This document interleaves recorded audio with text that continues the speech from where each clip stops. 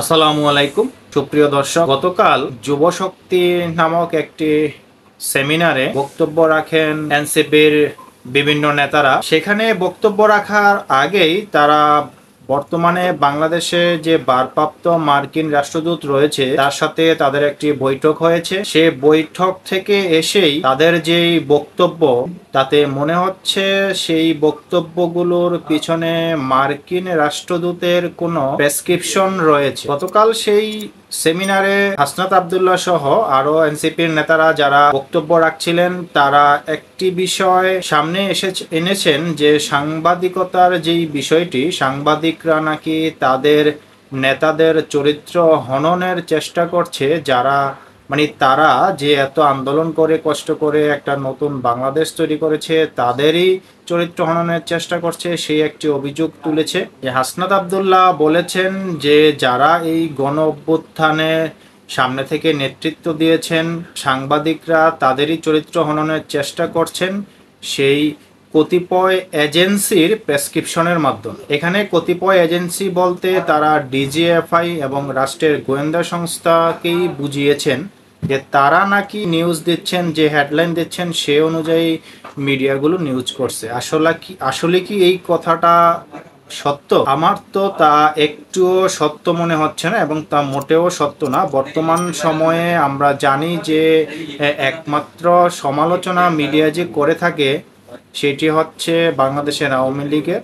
এছাড়া কারো কোনো সমালোচনা বর্তমানে হচ্ছে না, সবার পক্ষেই কথা বলছে বর্তমান যে মিডিয়া। আর যেই জিনিসগুলো উঠে এসেছে এনসিপির নেতাদের, বৈষম্য বিরোধী ছাত্রদের, তা কোনটা মিথ্যে প্রমাণ করতে পারবে হাসনাত আব্দুল্লাহ?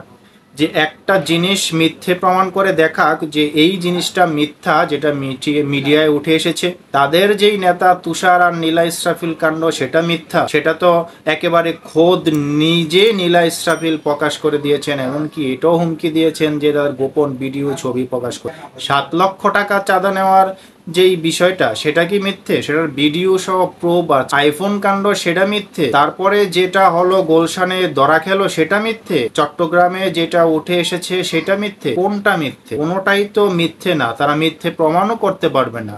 নাকি তারা একেবারে জুলাই আন্দোলন করেছে বলে তারা এক একজন ফেরেস্তা হয়ে গেছে, তারা যেটা করবে সেটা বলা যাবে না? তার এটাই বুঝাচ্ছে তারা। আমার তো মনে হয় তারা এটাই বুঝাতে চাচ্ছে যে আমরা যা খুশি তা করব। আমরা যেহেতু অভ্যুত্থান ঘটিয়েছি, দেশে সরকার পরিবর্তন করেছি, আমাদের নিয়ে কোনো কিছু লিখতে পারবেন না। তারা সাংবাদিকদের সাজেশন দিচ্ছে যাতে সাংবাদিকরা নিজেরা মাঠে গিয়ে সংবাদ তুলে আনে, এজেন্সির নিউজ তারা প্রকাশ না করে। কিন্তু বর্তমানে তো আমরা দেখছি যে ইচ্ছে মতো তারা সবাই মিলে শুধু একটা দলের বিপক্ষেই নিউজ করাচ্ছে। আর যে কত সত্য কাহিনীগুলো পিছনে পড়ে আছে, সেই কাহিনীগুলো তো আমাদের চোখের সামনে আসছে না। যেমন বোলাগঞ্জের সাদা পাথর উধাও হয়ে গেছে, মিডিয়া এতদিন পর্যন্ত ওইভাবে মাথা তুলতে পারেনি। যদিও দু একটা মিডিয়া তার প্রকাশ করতে চেয়েছে, রাজনৈতিক দলগুলো যা দমিয়ে রেখেছিল। সেই পাথরের পক্ষে তো সব দলেরই একটা বিবৃতি রয়েছে। সেখানে একেবারে ইসলামী আন্দোলন থেকে শুরু করে সেই টাকলা ফুয়াদ থেকে শুরু করে সবাই তো বক্তব্য দিয়েছেন।